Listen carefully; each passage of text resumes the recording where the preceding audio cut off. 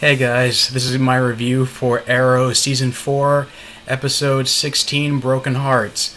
So the episode starts off with Cupid is holding this couple hostage. They're bloodied and they're tied up to chairs, and when she forces them to make declarations of love, she shoots them point blank with arrows and leaves their bodies in a heart shape for the cops to find.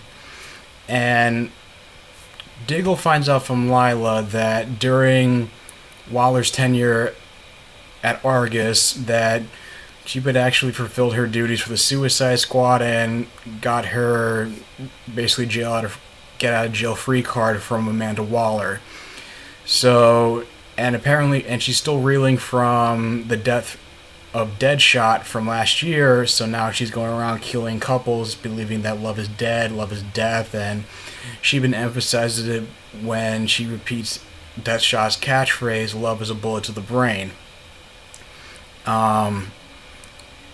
So it leads to, and it basically, and the other side story is that Laurel's at a hearing about saying how Damien Darhk should go to trial, but apparently Damien Darhk has a defense attorney who's able to conjure up evidence saying that he has another identity known as Kenneth Nutter of Markovia, and points out that that Laurel doesn't have any physical evidence to prosecute him, and so the defense attorney convinces the judge that Laurel needs to provide more evidence to have Damien Darhk go to trial.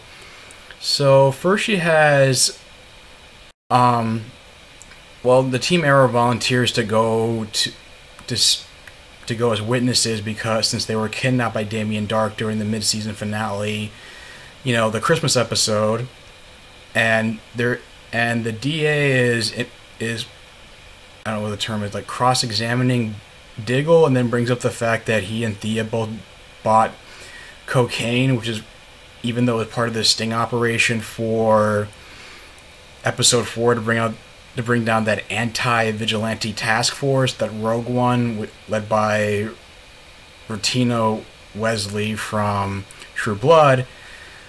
And so Laurel decides that they're not good witnesses because the defense attorney could, expose them as vigilantes, and the problem is, like, all the other witnesses who saw Damien Darhk and were witnesses to the kidnapping are too afraid to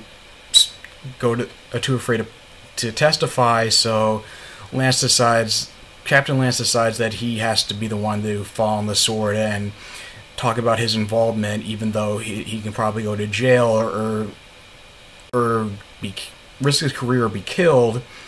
Laurel is against it, but she emphasizes that she wants Quentin Lance to say that he was acting under duress. And when the DA tries to discredit him as well, he basically, as a way of telling him to go shove it, Quentin Lance says, I've been to this guy's hideout. He said repeatedly how he wanted to destroy this city and create a new world order, and I wouldn't be risking my life and career if I was making all this up.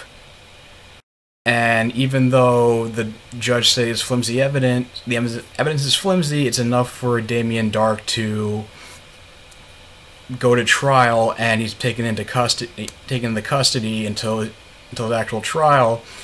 The episode ends in which he's able to smuggle, like, a ring into his jail cell. He has it in his mouth, and he puts it on. He's, like, smirking. So I'm assuming that's another, like, magical item that's gonna give him his powers back. And the other story was when they were still chasing down Cupid, and the gang realizes that she's targeting high-profile couples, and so when they track the cell phone of another couple that Cupid's kidnapped, they have, like, Diggle, Thea, and Oliver chasing her down, and Thea jumps off the cycle onto the top of the limo, but she gets knocked off when that goes through a building. And then Oliver decides to chase after Cupid on her own and have Diggle tend to Thea, but it turned, but even though he just actually, you know what? Just one time, I gotta say, I mean, this is the reason why I had this picture up for my review. Just one time, I like somebody to actually notice that Arrow and Green Arrow are the same person, because she points out that, oh, I was in love with the Arrow, you're not him. But it's like, okay, they're the same height, same build, same stubble. Can somebody just put two and two together and stop with this whole like Clark Kenting suspending disbelief crap? Anyway, because Oliver ties her, is able to subdue her, but Cupid gets free because he's distracted trying to tend to the other couple, and Oliver decides that in order to not put any more innocent couples at risk, that they need to tell the press they're still going through with their own wedding. And that's like a moment in which when they're supposed to like give each other their vows, Oliver gives a very heartfelt speech saying that how Felicity brought out the best in him, and how he made a mistake, and how I would never lie to you again. Which is not before Felicity gives a very like curt vow, and is being impatient, wants to get it over with because she's still hurt about the breakup, and she was already like moving her stuff out of the apartment.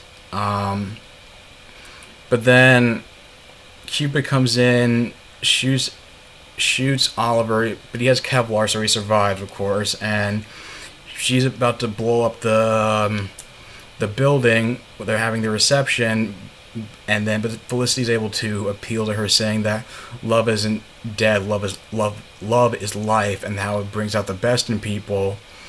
And it's enough to like appeal to her humanity, but of course, Diggle and Thea come in and are able to basically subdue her, use one of those arrows that tie her up, and then Oliver is able to grab Diggle's trank gun and shoot her with it, and she's taken into custody with her last words to the quote-unquote couple, saying, "You give me hope." And I think one of the last shots, and also one of the last scenes with Oliver and Felicity, is that Felicity says that, "I want you to take back the engagement ring," because it's not the fact that you lied about having a son. It's the fact that she realizes that he's always going to default to, feeling like lying is the best solution, or feeling like he's going to have to work alone and make difficult decisions on his own. And marriage is a partnership, and that if he can't do that, if he can't be included in the decision making, then the relationship is doomed anyway. And she starts to realize, and she says that how she doesn't think Oliver's ever going to truly change. It's still going to be part of him. He's still going to be to some extent the same guy who was on the island, and be that kind of like lone wolf have that lone wolf mentality, even though Oliver tries to plead otherwise. So at first, when I thought about it, I felt like it still kind of contradicted the whole idea, the whole message in Code of Silence. But then I realized Lance had a legitimate reason for lying to Donna. Like, he had a target on his back, and she didn't want her to be put in danger, as opposed to Oliver, who he could have said something to Felicity at any time, and it's not like Samantha was watching his every move anyway. I mean, even Barry knew about it from the get-go, and that it was, and then of course with Malcolm and Thea finding out on their own, and so so now I can see how he's kind of in the wrong in this. But I don't know, overall it was an okay episode. I say I give it a 6.5 out of 10, but I don't know what it is about this season. I don't know. It's just like I felt like it started off really strong, especially with the resurrection of Sarah and the Damien Dark, and Adam being coming back into the mix for at least for a little bit, and it felt like they're setting up for Legends of Tomorrow. Didn't detract from the main storyline. It kind of added to it, in my opinion, as opposed to or at least it didn't detract from the main arc. But then when I got back from the hiatus from December, it just seems like it fell back onto a lot of it used like the whole Olicity drama as a crutch, I feel like, and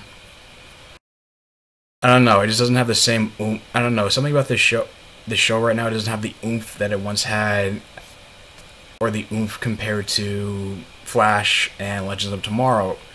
But I don't know, I just hope it focuses more on the magic stuff, especially since this week's flashback has some significance in that in the tunnel, Ryder found the magical totem. It's the same totem that Damien Darhk used as a source of his powers and was destroyed in episode 15.